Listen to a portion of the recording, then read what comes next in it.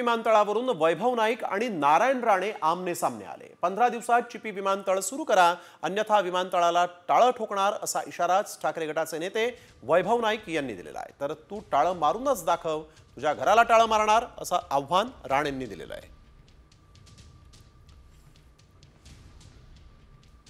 चिपी विमानतळ सुरू होऊन गेले अनेक वर्ष झाली। हे विमानतळ राज्य आणि केंद्र सरकारच्या अखत्यारीत येतं, परंतु या विमानतळामध्ये मुंबईची सेवा गेले वर्षभर बंद आहे आणि त्यानंतर पुणे, बेंगलोर ह्या सेवा सुद्धा हळूहळू बंद होत चाललेल्या आहेत। राज्यामध्ये आणि केंद्रामध्ये सरकार तुमचं आहे राणे साहेब। गेल्या 2-4 महिन्यापूर्वी आम्ही बघितलं की एक पत्र दिलं की विमानतळामध्ये विमान सुरू व्हावं म्हणून, परंतु अजून हे विमान सुरू झालं नाही। हे आपलं अपयश आपण लपवत आहे। विमानतळ सुरू, मुंबई विमानतळ नाही सुरू झालं तर हे आम्हाला टाळं ठोकावं लागणार। यांनी काय प्रेरणा माहिती आहे ते कसे उद्योग आणावेत, कसा विमानतळ आणावा, कसा सुरू करावा, एक गंध तरी आहे।